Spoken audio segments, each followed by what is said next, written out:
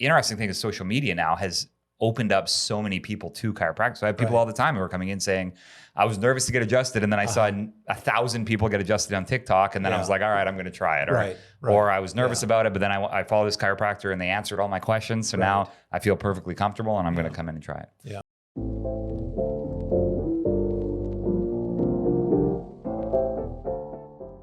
We met through laser. You did? Yeah. All right. Give us that story. Laser. Yeah. So you owe your marriage to the laser. Yes. Yeah. Yeah. All right. Yeah. How, and can you walk us through that? Are we recording now, or is this practice? This is going. No, well, I don't know. If we like it, we'll let it roll. Do you want to do an intro? No, we'll just roll. He puts stuff in there. You didn't intro last week at all. No, I've been introed in a long time. Okay. All right. Yeah. So this was many years ago, and our company name was different at that time. We were distributing a laser that was manufactured in Italy at that time, and it was at a resort in Phoenix, and it was a osteopathic conference where they were doing prolotherapy, which prolotherapy is a technique that is done by medical doctors and osteopaths, and involving doing injections in the body. And at that time, we were trying to promote laser as a solution for post-injection pain.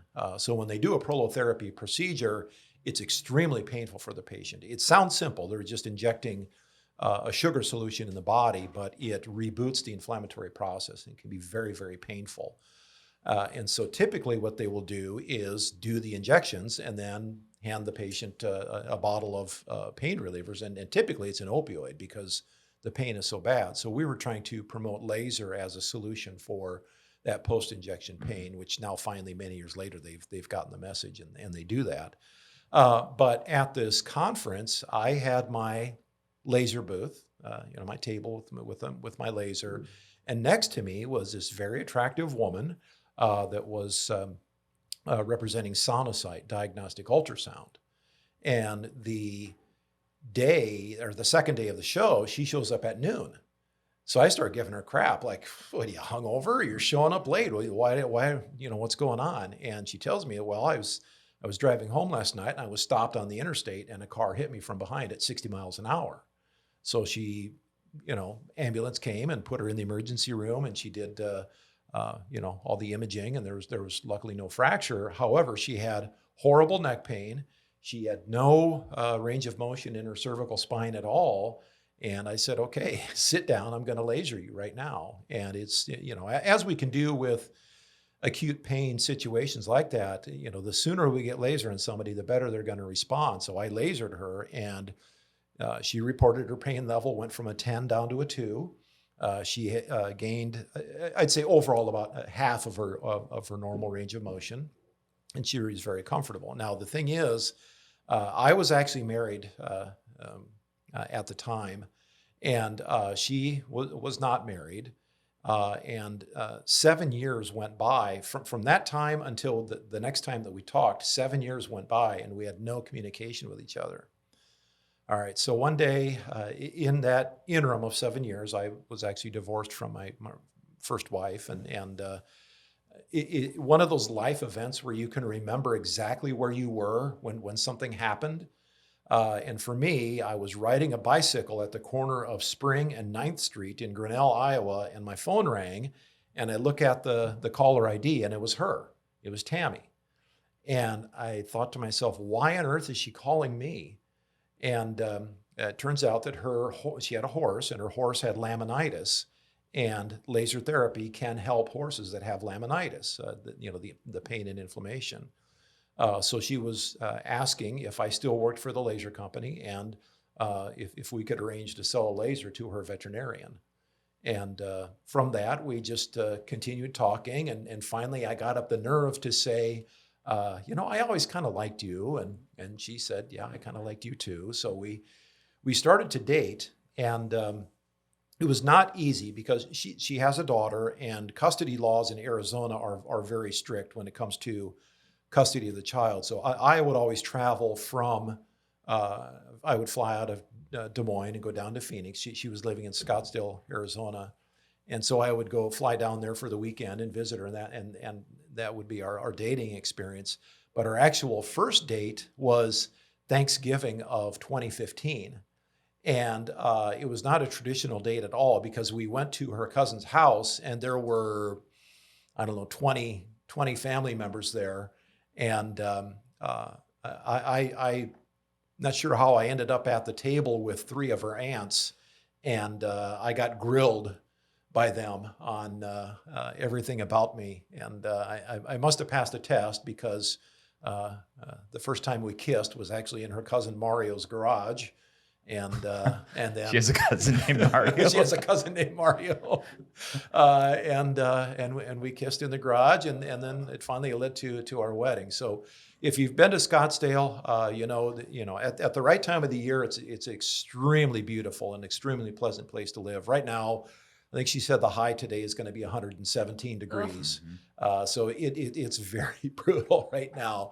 But once we get past this, then, you know, the fall and the winter and the spring are just gorgeous there. And so we got married on McCormick Ranch Golf Course with Camelback Mountain in the background. And, you know, when you have that sunset behind Camelback, our wedding pictures are just stunning and beautiful. Love that. Do you know anything about prolotherapy? So I don't actually. Because I heard the first time I ever heard of it, I was sitting on an airplane and somebody said they were flying to a place to get prolotherapy. Yeah. But I don't think the medical world, uses it. Well, at all. it's controversial because they are using a non-pharmaceutical. It's a non-drug solution. And so, you know, however deep you want to go down the rabbit hole of big pharma and the practice of medicine, because it does not involve a pharmaceutical, it's very controversial in the medical world. And so, so there are practitioners around the country that practice it, but they are, shunned by, the traditional prescription prescribing. And so it's a simple procedure. And the main thing that they describe it as I said, rebooting the inflammatory process in the body. And one of the main indications they will use it for is laxity of ligaments. But again, even though they're just injecting a sugar solution, the treatments are very painful. I've seen people have this procedure done at conferences, and they were just bawling their eyes out. It just hurts so bad. Softies. All right, well, I want to take it back to the beginning. So last night you referenced, so we were at a dinner last night. We got some continuing education credits, learned a little bit more about the laser. But the first thing you mentioned was that you graduated from Palmer College back in 1984. Yes. And so chiropractor by trade initially. No, not initially. So I started out, I went to Iowa State University, and I started out my career in aerospace engineering. Oh, wow. And then at that time, one of the requests that our parents had for us, so I'm the youngest of 8 children, come from a big family, and we grew up on a farm in Iowa. And we really only had one rule when we were growing up, and the rule was that we had to stay in band until we graduated from high school. I embraced that. A couple of my brothers, I think, kind of fought against that rule. But now that we're all adults, we enjoy that, because one of the things that we do when we get together for family reunions is we play music. Yeah. And we have some very talented musicians in the family. What did you play? Trombone? Me, I played trumpet in high school. I still have a trumpet. I have if you know trumpets, I have a Bach Stradivarius trumpet. It's like a $7,000 trumpet. Wow. Which I don't get to play it enough, but I enjoy playing it. So you and your brothers just sit around playing the trumpet and the flute? No, it's mostly bluegrass. So when I join them for that, I'll play harmonica. I see. And so I have a brother that's excellent on guitar and upright bass. I was going to say, who plays the bass? Yeah. The oldest brother, right? He's the second oldest. Okay. Yeah. He calls it. He's a great guy. He's a retired music teacher. He was in Olathe, Kansas, same school for his entire career, and now he plays the upright bass in various bands, and he kind of jokingly calls himself one of the best 200 upright bass players in Kansas City. But anyway, so we'll do bluegrass. We have a banjo player, a mandolin player, dobro. I'll play harmonica, so that's fun. And So yeah, that was our rule growing up. We had to stay in band. A request that the parents had for us, for those of it that went to Iowa State, they wanted us to be active in the community center at the Catholic Church at St. Thomas Aquinas Catholic Church. So as I said, I started out in aerospace engineering, but I did have somewhat of a call to conscious moment, and I realized that I did not want to end up working for a defense contractor. So I shifted gears, changed my major to physics, graduated with a physics degree from Iowa State, and was in education. So I taught in a small town in western Iowa for 3 years. And, there's times in life where I wish I could clone myself, and I wish I could do all of these different career paths, because I would have loved nothing more than to stay in teaching my entire life. I love that school district. I love that area. I keep in contact with many of my former students. I had one kid went on to be the flight lead for the Blue Angels flying squadron, and there's some other kids that I keep in contact with. So I've always respected that teacher that stays in a school for a really long time and has that impact on kids' lives. However, as I said, I'm the youngest of 8 kids, and I have an older brother that was also started out his career as a math teacher, but then he went to Palmer. He's 10 years older than me. His name is Bill. And so he was, I got to see his office and how much he enjoyed being in chiropractic practice and how he was able to help people. So I decided to change gears and go to Palmer. So I went to Palmer College and graduated from there in '96.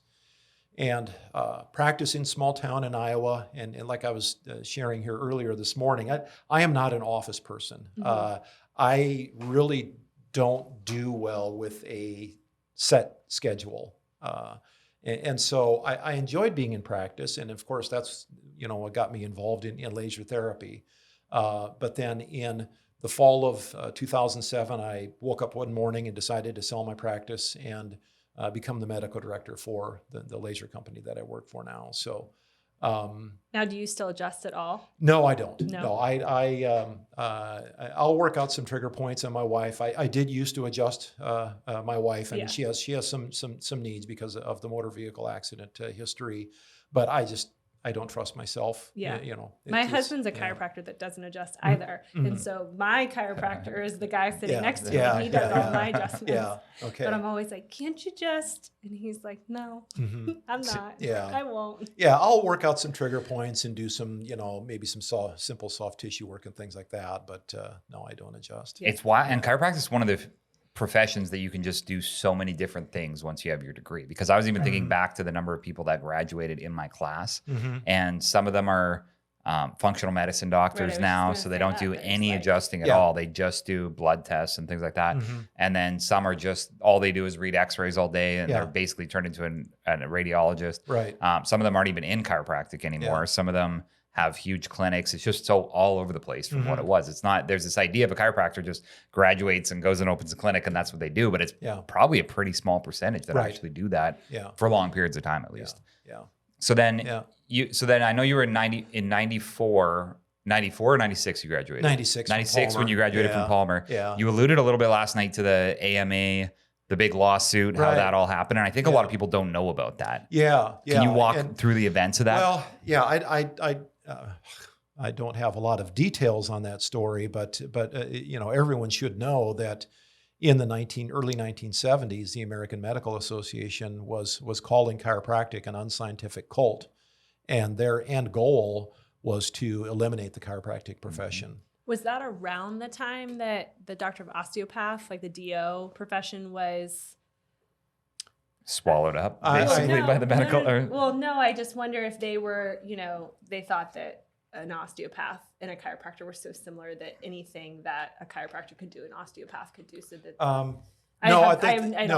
I think there were some differences. The original the original theory of osteopathy was flow of blood in the body, through manipulation of the bones.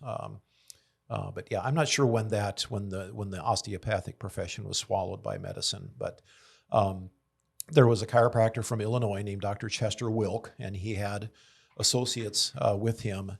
And they were the ones that successfully defended the lawsuit, I should say prosecuted the lawsuit, Wilk versus the AMA. And thanks to them, and thanks for the work of those people, we have a chiropractic profession today. Mm-hmm. And so the lawsuit, and so people know, like, it was this massive lawsuit against the medical association, right. Yeah. And it was found that they were colluding to try to suppress chiropractic. Mm-hmm. Right. And did they ever have to do a letter? I think they even had to do a letter to the chiropractor saying, sorry for saying this about you. Okay. But it was, it's a cool thing in history, because now we kind of take it for granted, right? We don't even know what it was like in the early 1900s when chiropractors were going to jail for adjusting people. Exactly. And then in the 1970s, when basically the medical profession was trying to destroy the chiropractic field. And now we're in a time where we're pretty much fairly accepted, I would say. There's not many, and sometimes you get people who say, oh, I don't quote unquote believe in it or whatever. But as far as the population or general people, I find most people either don't know what it is or they've been to it and they like it. Right. There's very few people who are really hard against it, I'm finding now. Mm-hmm. But the interesting thing is social media now has opened up so many people to chiropractic. So I have people all the time who are coming in saying, I was nervous to get adjusted, and then I saw 1,000 people get adjusted on TikTok, and then I was like, all right, I'm going to try it. Or I was nervous about it, but then I followed this chiropractor and they answered all my questions. So now I feel perfectly comfortable, and I'm going to come in and try it. Yeah, that's a good thing. It's good for all of us, and it is a wonderful thing to see. And that being able to get that education about the profession out, but then also to realize that there are many different ways to practice. There's many different ways that we can employ chiropractic techniques to help patients. And so, I think about my early days in practice. I practiced in Brooklyn, Iowa, which is a town of 1,600 people. I was the only chiropractor in town. And, because I was the only chiropractor there, I had to know, or at least pretend that I knew a lot of different adjusting styles. So I would literally have patients that I would take my thumb tips and just put a little bit of light pressure on the spinous process. I don't even know what the name of that technique is, but they would describe to me what another chiropractor did, and I would do that to them, and they were happy, and they felt better, and that worked very well. And then I had some patients that it was like an all-star wrestling match, Gonstead to the extreme. And I remember this one patient, her name was Nancy, and she would come in every 2 weeks, and she just enjoyed having very firm, high velocity, low amplitude thrusts and full spine and extremities. And it was a workout to adjust Nancy. I loved her to pieces, but it was a workout to adjust her. And I won't say that I'm blessed, but I can be a smartass, all right, sometimes. And so one time after getting done working with Nancy, I just said to her, oh man, I forgot to jerk on your earlobes. And so she said, well, yeah, you better do that. So I took her earlobes, and which, I gave it a hard tug, and I got an audible release from her earlobe. And then the next 2 weeks go by, and she comes back, and I do her full spine adjustment, and I start to leave the room. She goes, aren't you going to adjust my ears? So I added another step to Well, and actually that was one of the things that helped me when I was growing up, is I had ear infections. Is that right? And my parents took me to a chiropractor for ear infections. Yeah. And that was part of it. They would pull on my ears every time. All and it was, it doesn't feel great, but it helps. It's effective. All right. So that brings me to kind of what I want to talk about too, because you're the medical director of Summus Lasers. You've been there for several years. Yeah. We have one of the lasers in our clinic. It's amazing. We love it. But there's this, in the chiropractic world, there's this idea of like mixer versus straight chiropractor. So like a straight chiropractor would be all they do is adjust. They do nothing else other than adjust. And that there's kind of one camp along that, which I don't know that many of them anymore. Most of them at least have some form of rehab or they sell supplements or something. Right. And then there was this kind of idea of people who they adjust, but then they do other things as well. And this laser, I mean, my first experience with the laser, I had really bad shoulder issues. I was at Palmer. My roommate, his dad was a chiropractor. He was in Canton, Illinois. So it was a 2-hour drive from Palmer. And he was like, yeah, just come on over. We'll try to you can do the laser on your shoulder at my dad's place. And my shoulder basically was fixed. And I've never had any issues with it since. And that kind of started my love. So that was probably 18 years ago then, or 15 years ago, started kind of my thoughts about it or looking at it. Yeah. But it does a whole bunch of scientific things that you were Right. alluding to that most people don't know about. Uh-huh. So what was your transition into laser? Who convinced you to start doing it?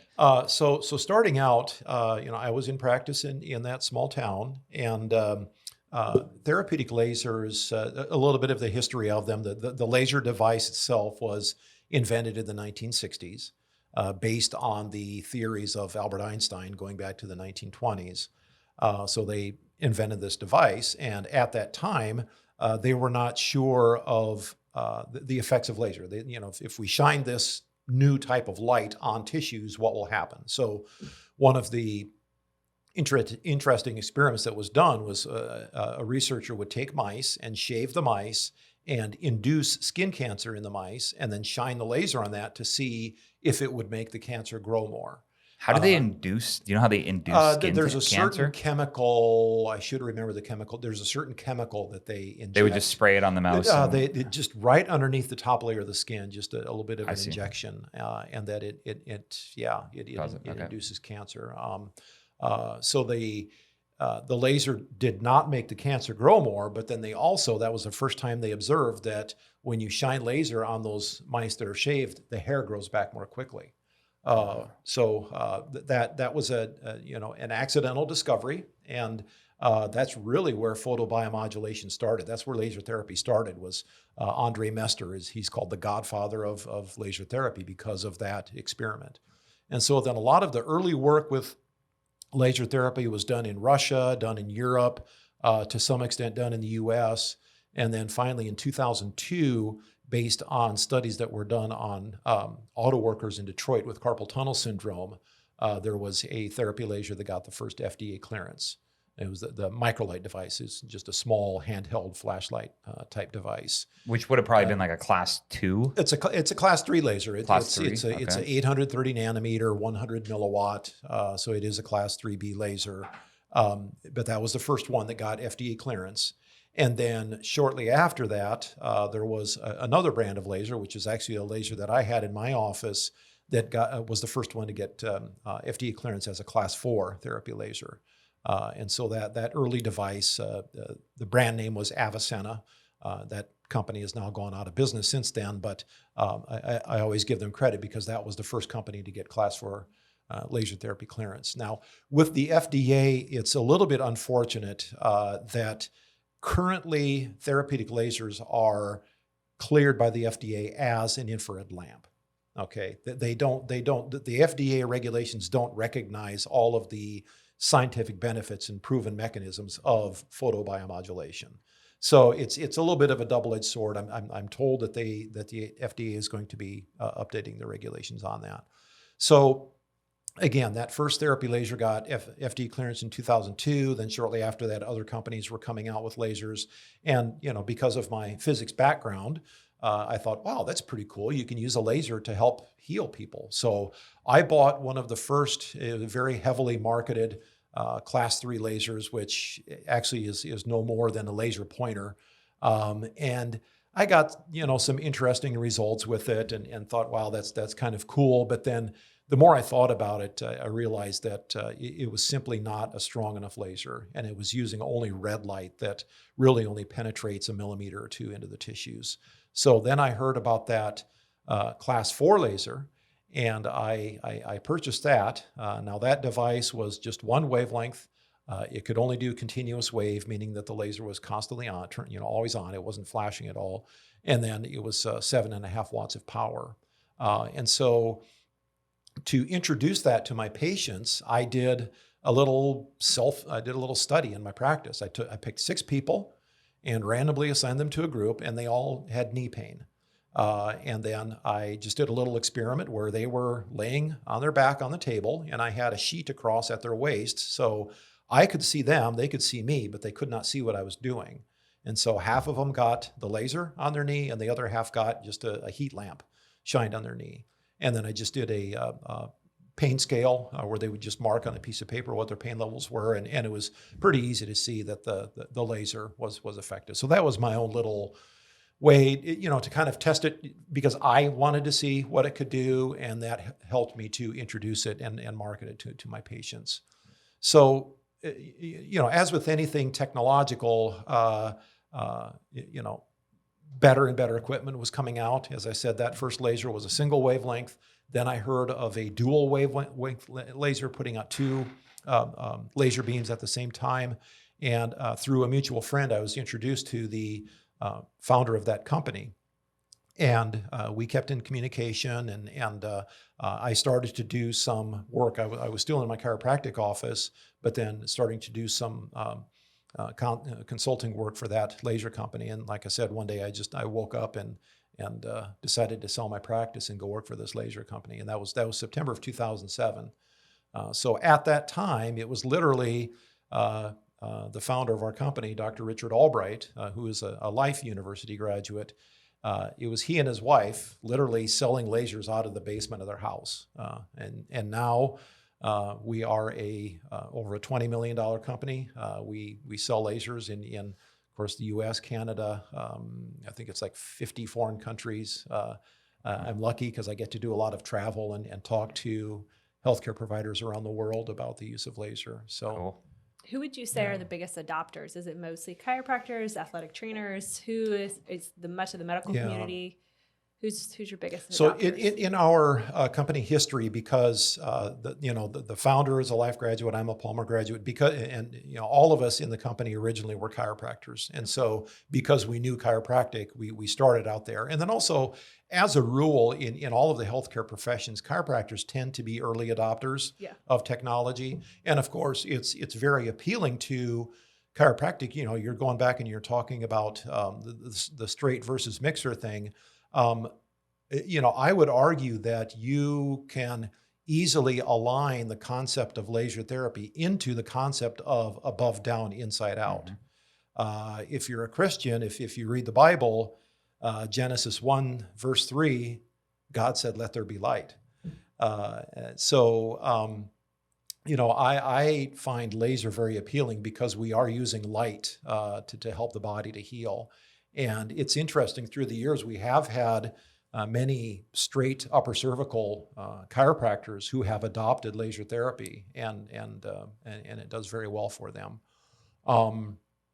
So what was your original question? Well, veterinarians are heavy adopters too. I think. I'm sorry. Yeah. Thanks for reminding me. Yeah. So chiropractors initially, and then we have a little interesting story. We were the first company to introduce therapy laser to the veterinary world. Right. And we had these guys. We didn't know veterinary medicine at all. Right. And we had these guys contact us, and they heard that we were selling this laser, and they go, "Does it help arthritis in dogs?" And we were so clueless. We said, "Do dogs get arthritis?" We didn't even know. So that was back in, veterinary medicine. Their products are not typically FDA regulated, so we can actually introduce equipment into veterinary medicine sooner.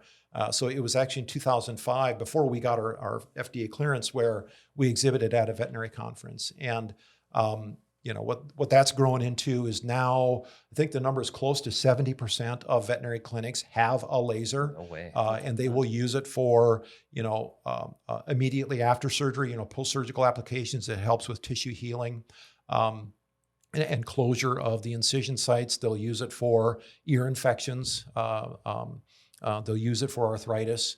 On my drive up here, I was listening to your wiener dog episode. Yep.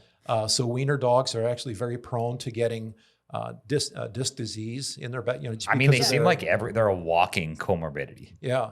I don't know that. I don't know. She mentioned that they get back problems. Did she? And I think her dog had a heart issue too. Her dog had pulmonary fibrosis. Oh yeah, that's right. Or pulmonary hypertension. But she said a lot of wiener dogs have disc issues in their back. And what I think is interesting is a lot of dog owner friends that I have will spend all sorts of money on their dogs and try like more functional modalities. So they'll do laser, they'll do acupuncture, they'll do all of these things. And I'm like, well, are you doing that for yourself, for your own health? And they're like, no. Yeah. And I'm like, Right. you're willing to do all of these things for your dogs. You believe in them, but Mhm. you won't take supplements yourself. You won't get acupuncture. You won't have laser. So it's Yeah. just funny what we'll do for our animals, but not necessarily ourselves. Yeah. And what we see works. Yes. Right. It's Yeah. true. People won't give their dog Diet Coke, but they drink Diet Coke. Or they'll make their dog go exercise and they don't go exercise. It's Yeah. ridiculous. So we have had some very, very heartwarming stories, and involving dachshunds and other Yeah. dogs. Typically with a dachshund, because of the biomechanics, when they get that disc disease, they will go lame in their hind legs, and it's very sad. But if they feel that they're not able to perform surgery to help it, they will put the animal down. And through the years, I know that we have had numerous dachshunds and other dogs that have gotten laser therapy treatments. The laser therapy helps to resolve that internal inflammation. It helps with function of the nerves, and we've made dogs walk again. And, Right. and we've had numerous testimonials involving that. So shout out to Dachshunds of Columbia. There's Yes. like 60 dachshunds that we know of that Right. walk. She probably so, wants a sponsorship yes. from us. Well, at some we are point. on Columbia's fastest growing and number one And podcast. hottest Yes, podcast. Hottest podcast. Yes. And also, I do not own a wiener dog. So I think that I heard on the podcast that gives me free license to make any naughty joke about Joke about wiener it. dogs that I want to. So what if you have one? I just Let laughed it at go. Randy because you wouldn't pronounce dachshund. You said Dushan. Yeah, it's spelled dash hound. Right, Dachshund. yeah, I was yes. like, Yeah. where's that from?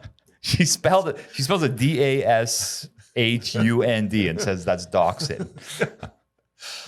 So yes, with veterinary medicine, then also Well, they're looking for a sponsor. So Oh, Summus yeah, wants to Yeah, sponsor that was them. good. Thanks Well. for slipping that in there. slipping the wiener. Yes. So in professions,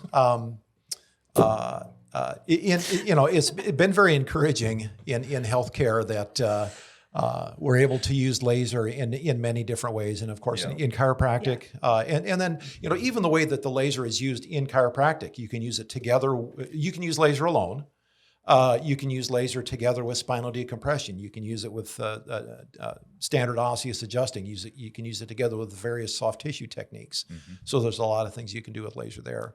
But then we see laser is being adopted by physical therapists, pain management clinics, all of the major sports teams at the pro and college level that are truly invested in their athletes. They use laser therapy. So we've had numerous individual athletes will buy a laser for themselves.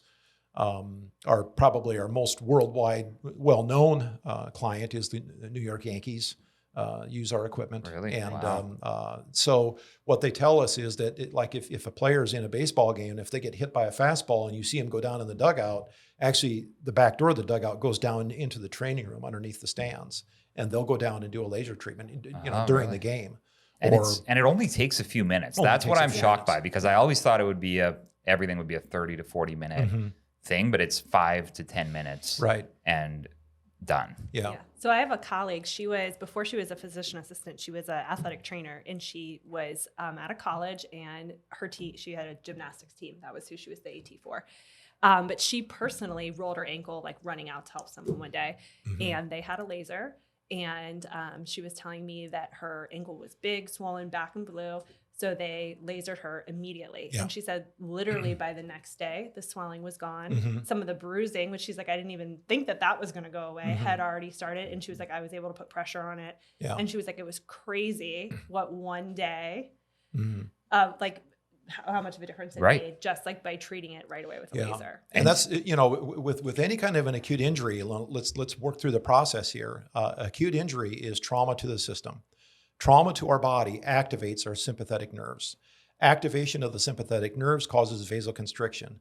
Vasoconstriction means that when we have too much fluid, let's say in the ankle, if the vessels are vasoconstricted, then that fluid is not able to drain out. Right. So the problem with an acute injury is swelling. When you have too much fluid in the area. And that's why, last night at our dinner meeting, I went on a little bit of a tangent about, for acute injuries, we should not be putting ice on acute injuries. And actually, Dr. Gabe Merkin, the inventor of the RICE protocol, rest, ice, compression, elevation, he did a complete 180 a few years ago, and now he argues that ice actually delays recovery, and ice interferes with the strength of healing in tissues.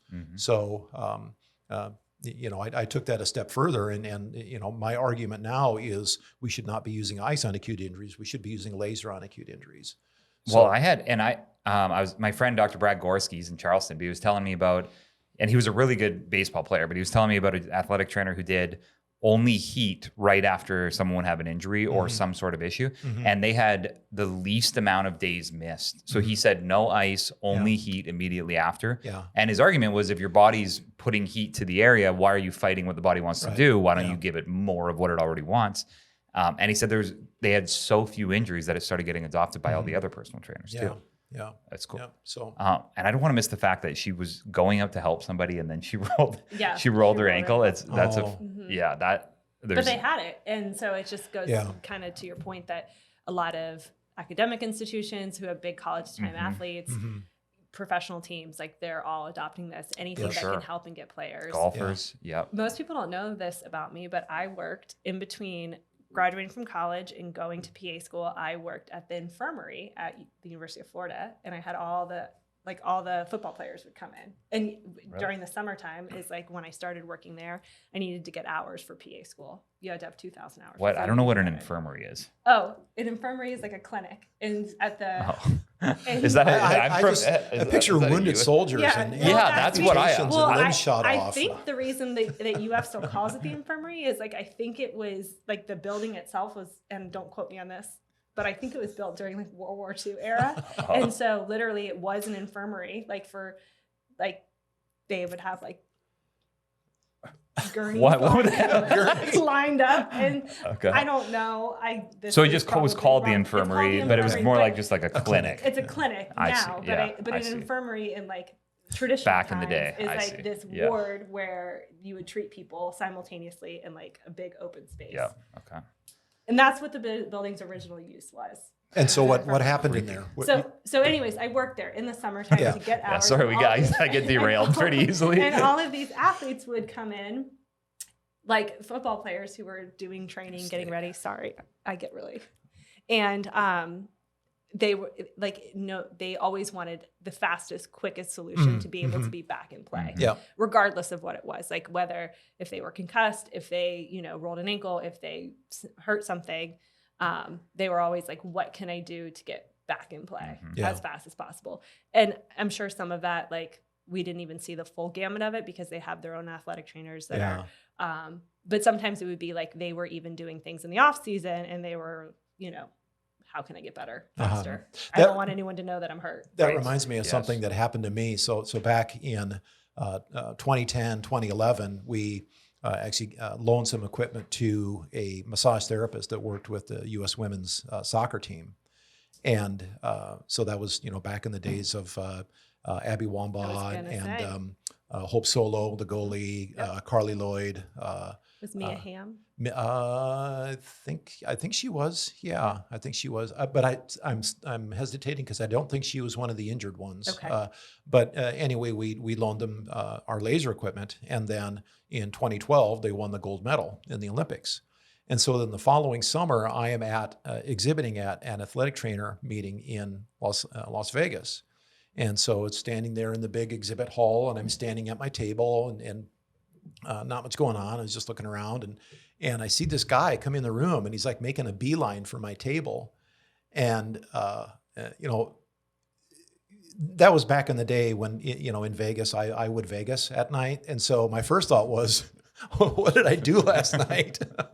But then the guy comes up and he holds out his hand and he introduces himself. He says, "My name is Reg Guder. I'm the head trainer for the women's soccer team, and I want to thank you because I know that laser got our players back on the field more quickly." That's awesome. Wow. And so, but it's important to know that it's not simply a light-based pain reliever. It's not just helping with the pain. So we're not putting people back into action with unstable joints or unresolved injuries. Right. It is actually helping the tissues to heal faster and with better quality. And so we can get athletes back on the field more quickly. Cool. Yeah. So then part of it then is getting a laser that's really good, which you guys have got, Right. and then getting the research behind it and the FDA clearance. Right. And then the other side is educating people, which I know that's kind of your platform and that's what you're doing. You talk about it, you talk about the scientific side. And then you've got the sales rep side too. I have to give a shout out to Rachel because she's so good. And Leslie too. She brought Leslie a couple times and they did all kinds of things in our clinic. But I'm curious where the business shifted to the point where you had sales reps specifically doing this, and then how you train them and what that looks like, kind of the interaction between the medical director and the sales rep and then the clients. Yeah. So, so starting out back in 2007, there were just a few of us in the company. So we had to do everything. I mean, I was involved in website design and development, using a simple graphics program to make our brochures and pamphlets. We were, involved in the whole process. The thing that really helped us in the early days of our company was the sales from veterinary medicine, because veterinarians adopted it and they could see, when you have a surgical incision and like if you do 10 of them in a row and you laser half of them and you don't laser the other half, the difference between them is so obvious. That now laser therapy is really standard of care in veterinary medicine when you do surgery. And so those sales from veterinary medicine really helped our company to build that growth. And so it has been a steady growth process for us. We are a privately held company. So, there are some other laser companies that have outside investors and everything that's related to that.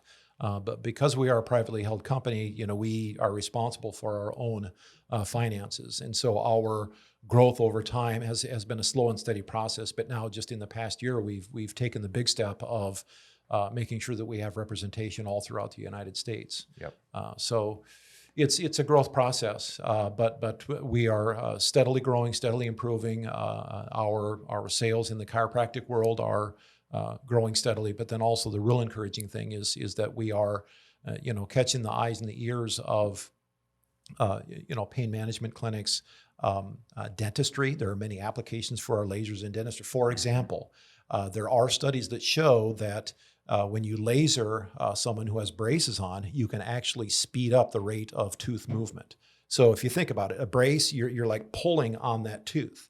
And so it is like a slow, steady, continuous injury when you were trying to move a tooth. Well, if you laser the area, you can help it to heal more quickly. And so I never had braces. My daughters had braces, and they had their braces on for 2 years. I would have paid the same amount of money if they could have had their braces on for a year and a half, because, when braces on, especially for a girl in teenage years, that was a social draw on them. And so if I could have lasered them and cut down on their time with the braces on, that would mean a lot to me. That's true. So yeah, and there's just so many exciting applications of laser. The future is bright, we'd like to say. And it's a weird thing because there's so many things that you can use it for. You keep every time we talk about something, it's like, oh, we could use it for this or we could use it for this. But it's really, at the end of the day, it's a philosophical shift to think if your body needs light, if your body needs energy and your body's lacking energy, then energy to any area of your body is probably going to help it. Right. Yeah. Yeah. And yeah, it is a bit of a paradigm shift, not so much for us in chiropractic, but in medicine, because, when you boil it down, modern medicine sees health and disease as a chemistry problem. You're using pharmaceutical chemicals to have an influence on the body. We're looking at the problem as you could say a physics problem. We're using light to have that influence on the tissues in the body.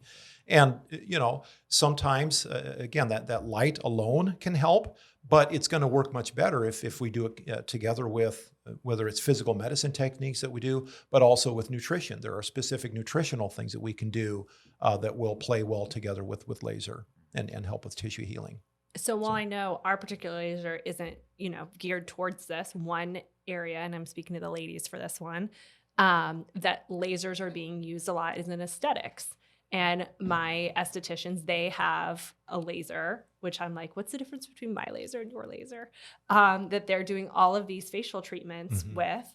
And so I don't know if you know kind of the difference or can speak to that a little bit, but a lot of, for even cosmesis, people are using lasers now. Yeah. So with some of the aesthetic lasers, you can compare it to if you have a lawn, when you aerate your lawn, you're like, punching little holes in the lawn, and that improves the overall health of the grass. These lasers, aesthetic lasers, they will essentially punch little holes in the tissue, and then when that little divot heals up, it will tighten up the skin.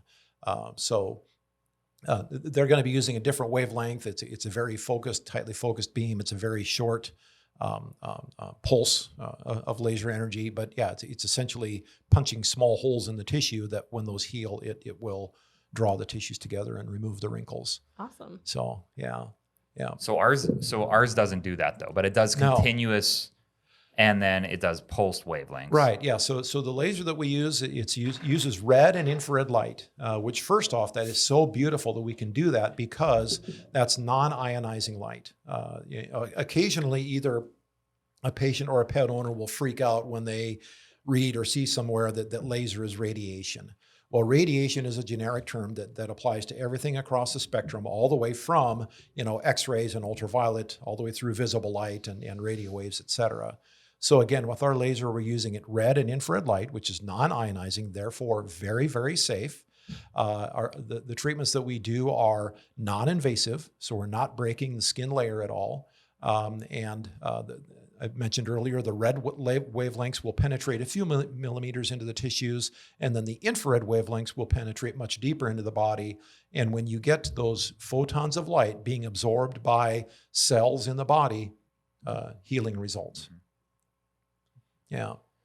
So when you meet with someone for the first time, then they're like, all right, I have all these questions about laser. What's your protocol? How do you go through it with them? What's their first objection usually? That question has changed over the years because initially there was a lot of skepticism about laser therapy and whether light could actually have an influence on the body. And I would just point out to them, do you see me? Well, the very simple fact that you can see me, that means that photons of light are reflecting off of me, going into your eyeball, and then that photon of light is creating a photochemical reaction on the retina of your eye. And other examples, sunburn, or using UV light for jaundice. There are many ways that light has an influence on tissues. So that we don't get that question anymore. I think that certainly in chiropractic and also just in modern medicine, there is at least an awareness of laser therapy and the ability of light to have an influence. I'm so happy that we are able to more completely explain the mechanisms of laser therapy. And I'm also very happy that we have decided on a term, photobiomodulation, because in the early years, there are so many terms thrown out, cold laser, low level laser, warm laser, soft laser, cool laser, all these different terms were used. And skeptics would say, well, if you can't even agree on what to call it, why should we even give you any credibility whatsoever? So photobiomodulation, photo referring to the photons of light, bio referring to the living processes, modulation referring to laser's ability to downregulate processes in the body that are overactive, such as pain, while at the same time upregulating processes in the body, such as energy production in the cells. All of that happens together during during the laser treatment. Really the question now is clinical outcomes. And it depends on the interests of the person that I'm talking to. If they are drawn to the physics of it, we would talk about the wavelengths and the colors of light and the various chromophores in the tissues that absorb. But then if that doesn't interest them so much, then we can talk about clinical outcomes, helping with pain, helping with inflammation, helping with neuropathy. Mm-hmm. Neuropathy has been a very hot topic for us for several years. I was going to say, can you talk more about those patients and how exactly it helps them heal? And it is so sad to see patients suffering with neuropathy because a lot of them have lost hope. Mm-hmm. And, modern medicine really doesn't have an answer for them. Lyrica, gabapentin, they are drugs that will numb the brain, numb the nerves, so they don't feel the symptoms, but they just have horrible side effects. Actually, during the neuropathy seminar that we teach, we actually play a TV ad for Lyrica. And we ask our class members, pay attention to the side effects. And, the commercial starts out with, 10 seconds of what their life was like and how Lyrica helped. And then there's about 40 seconds of the side effects. And then they close with the, person playing with their grandchild or something. Right. But if you truly listen to all those side effects, you come to the conclusion, maybe neuropathy isn't so bad after all. If I think of all the side effects that Lyrica could have. But our main cause of peripheral neuropathy is diabetes, and diabetes is a severe health problem around the world, certainly in the United States, and diabetes is not going away. So diabetic peripheral neuropathy is not going to go away. What is interesting with laser therapy is that we are able to help those diabetic neuropathy patients by improving circulation in the tissues. That's a big problem with diabetes is getting blood flow to the toes and the feet. And so with the laser treatments, we are proven that we can improve circulation in the extremities while at the same time helping with improving the overall health of those tissues and helping them to heal, while at the same time helping with nerve function. And so a common diabetic neuropathy patient would say something like, I feel like I'm walking on marbles, or Right. I'm in my bare feet, but I feel like I have a sock on. And what is so rewarding, we have so many testimonials collected from diabetic neuropathy patients where we laser them a few times and they say things like, I can feel the dirt on my floor again. Right. Or I can feel the cracks in the shower, because it is so important for neuropathy patients to regain that sense of feeling in their feet. First off, to prevent slips and trips and falls, Right. but then also to be able to maintain their independence driving. If someone cannot feel the brake pedal Right. when they're driving, that's a big deal. Yeah. All right. And nobody wants to lose their independence. So with neuropathy, we have developed a complete protocol revolving around the laser, where the patient will go through a standard protocol of 16 visits. We do it 3 times a week until the 16 visits are completed.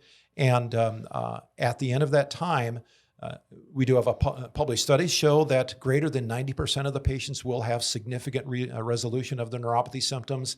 And then in our many years of clinical experience, we will echo that.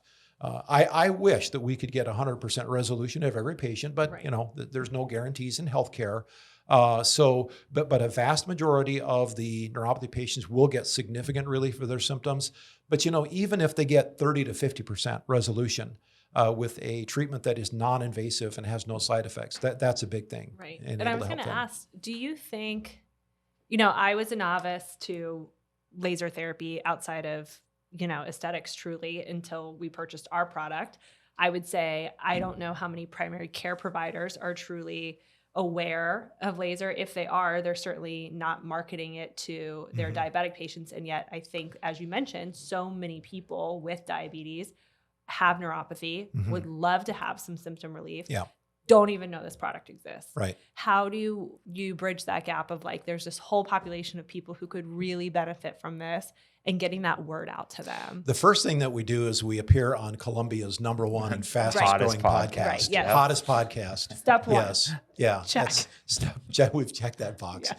But yeah, it's education. Right. It's and I guess that's the good side of social media, is being Right. able to educate and, Right. and increase awareness, because if somebody does not have neuropathy themselves, chances are they know somebody who has neuropathy. Right. And increasing that awareness of. Because it seems like an unfair advantage. Gabapentin and Lyrica get commercials, Yeah. and yet, Yeah, They- and then like you said, they also get government funding Right, for research exactly, and all those things. Yeah, so that's always going to be an uphill battle for us in Yeah. the laser world.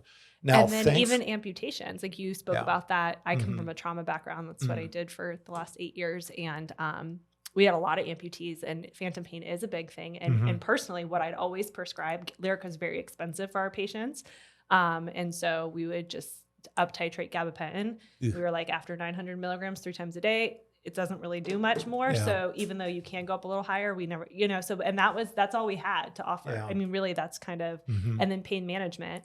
But I just did like 12 hours of CME on pain management, and we have a huge crisis going on in our country. And so we need other options. Like we just need other options to give so that people aren't have a lifetime of pain medicine. Absolutely. Yeah. We need to be able to improve their quality of life. So, yes, we also will use the laser on the amputee patients that are having that residual limb pain and phantom limb sensation. And it's very rewarding to be able to help those people. So we just had a patient who I think came into the testimonial for us, but his wife basically was like, he's doing this no matter what. And we were like, all right, we're not quite, we said, we're so busy right now. Yeah. We're not taking that on yet. And she said, no, you are. And we said, okay. So then we ended up doing it. But he was saying, and I don't know the exact numbers, but I think it was 9 years he hasn't been able to feel his feet. And he has 60% resolution of it right now. So he's already 60% better. Yeah. And he can feel things that he hasn't been able to feel for 9 or 10 years. And I think it was a military injury that kind of started it, and then it progressively got worse. Yeah. But I was sitting there looking at it like, man, I've been adjusting this guy for years and years and years, and I've been doing everything that I possibly could, and then we get this one new thing, and then finally this area that's just been so stubborn to resolving is getting better. Yeah. I love hearing that. I get very passionate about laser therapy, and I'm getting a little emotional now because I'm thinking about the improvement that you made in his quality of life, but then also, the ripple effect of how that affects his interaction with his wife and with his family and with the, checkout person at the grocery store and on and on down the line. How much better place is the world as a result of you being able to help that guy? That is such a big thing. Cool. Yeah, that's awesome. So, you're in Columbia, kind of in closing. Have you been into Columbia before? This is actually my first time in Columbia. I've been to some. I've been to Charleston quite a bit. My nephew actually played baseball at the College of Charleston, and actually that's an interesting story. So I referenced earlier my brother Bill got me into chiropractic, and then I got my brother Bill into laser because his son Michael was playing baseball at the College of Charleston. And I have to give him a shout out because he's a stud. He works for Summus Laser now, but in his baseball career, he was a home run hitter. He could hit bombs. And something happened one time where he had a shoulder injury, and his brother was adjusting him, or my brother, his dad, was adjusting him and not getting any pain relief. And so I talked Dr. Albright into letting them borrow a laser for a while to treat Michael's shoulder. I think it's like 4 or 6 treatments later, he's back swinging the bat and hitting bombs again. Cool. So then his dad, my brother Bill, decided to come and work for us. So he was our top laser salesman for a number of years because he had that passion for it. And that's, when you talk about getting the word out and increasing awareness, this is something. You're not selling something. This is not any other type of capital equipment sale or device sales or anything like that. When you have that emotional story of that impact that you have on people's lives, and with the position that I'm in as medical director of the company, I have so many tear-jerking stories of improvement of quality of life that we've been able to help people that it just really drives my passion for this. Yeah. So love it. Yeah, but South Carolina, I actually have a little free time this afternoon, so I'm going to do a little road trip. I'm on my way down to Savannah, Georgia, and then Tampa, Florida. So I'm doing a little bit of a southeastern road trip here. So I'll try to find something to. Yeah, but cool. I love South Carolina. Love that. Yeah. We love it. Neither of us are from. Yeah. You're from Florida. Mm-hmm. He's Canadian. I'm from Canada. Dr. Tom, he's from Pennsylvania. We all came here. Brett's from who knows where, Tennessee. Yeah. Right. And we just tattooed on him. How could you? Do you have a Tennessee tattoo? On his leg. Oh, really? So does his wife. Oh, did you get a Florida one or no? No, absolutely not. No, you're headed to 2 great places. Savannah's great, and then when you're in Tampa, eat at the Columbia. Yeah. So good. Yeah. Cool. Yeah. Well, we appreciate you being. Can you tell everyone where to find you, how to contact you? So first off, our company is Summus Medical Laser, SUMMUS. Of course, we have a website and all various social media, Summus. And me personally, I have a website, drphilharrington.com, drphilharrington.com. I do have a YouTube channel, Laser Lessons from Dr. Phil. And which I love the Dr. Phil thing. So just talk about that a little bit. I've never brought it up before. Well, first off, I point out that I'm the Dr. Phil with hair. Yeah. Okay. And I think I'm better looking than that guy on TV. Now he's probably wealthier than I am. He's got more money, but I'm wealthier in the riches of life, the things that really matter. So All right. I have a wife that loves me, and I have a horse that loves me. There you go. So Do you think? How often does it come up? Because I feel like he came because you were a chiropractor. You were Dr. Phil like before he got big, yeah, right? And then all of a sudden this guy came on big, and then all of a sudden it's Dr. Phil. Everybody looks at like, oh yeah, I know. Like, yeah. Wait, And Dr. then even Phil? internationally, the guys. Our distributor, my friends in Malaysia, they get a kick out of it. Really? That they're working with Dr. Phil. So That's good. And then Summus, where did the name come from? Any fun story with that, or just? Well, we had started out with a different brand of laser, and we had to do a complete marketing and brand name change. And so Summus comes from the Latin, summa, meaning the summit, the peak, the pinnacle, the best. Nice. We had a naming contest within our company for that, and that's where it came from. But I like it because we can use the M's in the middle and manipulate them to make it look like a mountain peak. It's also a palindrome. But I'm always really interested in how companies decide what their names are going to be. So very cool. Yeah, there's not many companies that you can spell their name forward and backward the same way. That was probably part of it. Right. Tom and I chose to get married on a palindrome date. Really? What was 12, 11, 21. Oh, yeah. 12, 11, forward and 21. backwards. Oh, Yeah. I thought maybe you got married on Wiener Dog Day. No. No, The that's longest cool. day of the That's year. Yeah. Who would have thought? You guys need. Is there a laser day? Is there a national photobiomodulation day? There should be. Yeah, you guys should. Maybe we could do something. There's like Well, that. on May 4th, we did our laser special Oh, because yeah. it Good was point. Star Wars. May the May the 4th. 4th be with you. Yeah. Yeah. And they have lasers, and Right. so we did a whole. Our marketing guy over there, he just ran with it. Yeah, you're giving me flashbacks. I did when I first got that Class 4 laser. For Halloween, I wore a Superman costume in the office, and I still got that picture somewhere of Superman with his laser. Love it. Yeah, That's cool. Love it. So Cool. Awesome. So good to have you on. Yeah, and we have you in appreciate your Columbia. time. I'm so happy to be here on Columbia's fastest growing and most widely listened to podcast. That's right. Hottest podcast. That's and, right. and on Spotify, and I can't wait to listen to it. Yeah. Love it. Yeah. You guys can listen anywhere where you find your podcasts. Here We're here for the health of it. for the health of it. Oh, let's talk about it. Let's get it in there. Brandy loves to talk about I love to anything talk about this. penises. I love to talk about this. And my husband would not let me sit down as co-host if I didn't bring this up with Randall. All right, so we're back. We're back now. And We stopped I for a don't- second, but we're back don't know now if you ever- because Megan started asking some no. very No, no, no. specific Because questions. something came up. No. Yeah, No. something came up. Something Last came up. time I was on this podcast, they talked about suntanning their buttholes. Yes. And so it always takes a weird turn when I co-host. And Megan said, "Is there any way that we can bring up wieners in this, Yeah, yeah. but not the wiener dog?" And then, so that kind of piqued your interest. We talked about vasodilation, nitrous oxide. What is, if y'all know that what Viagra is, they were actually testing it. Well, medical history, pharmaceutical history, they were actually testing it for heart attacks. And they found that it helped Guys, I have heard that too. incidentally. Yep. All right, so the laser. The I'll let you laser, take it from here. one of the things that laser does is it temporarily increases nitric oxide levels in the tissues. And nitric oxide is, as you said, is a vasodilator, which helps to improve blood flow.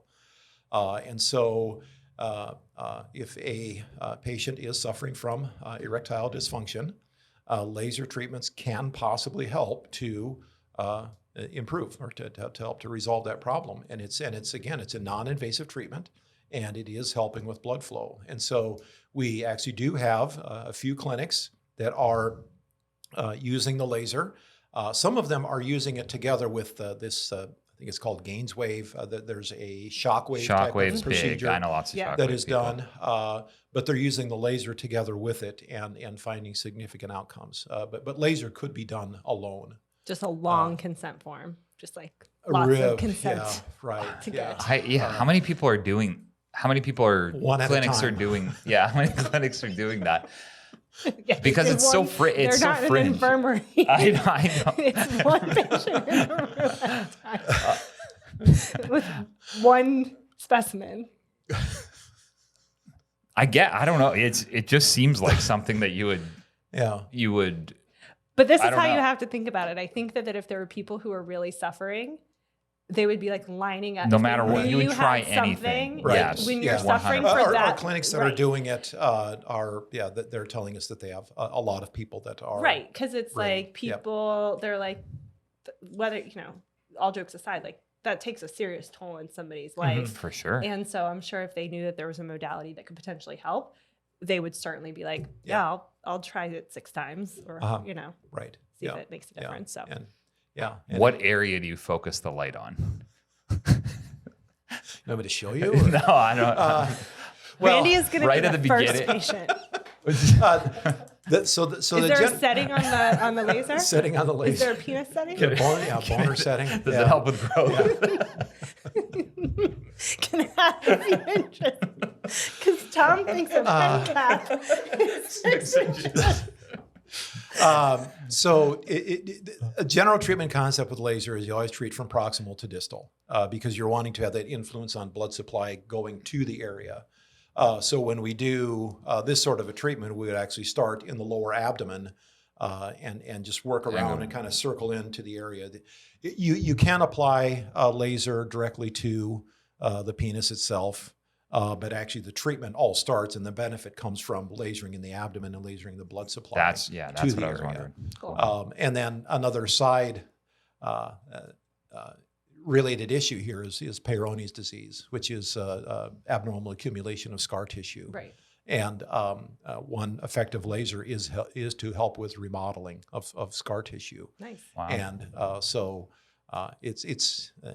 I wouldn't do it in my office. I would probably refer it out. But I know that we have had laser patients that have gotten helped with Peyronie's disease. Wow. There So you I go. just wanted to straighten that out. All right. Thanks for adding that in. Yeah, That was good. absolutely. We needed Dr. that. Randy will get the settings for Yeah. you off air.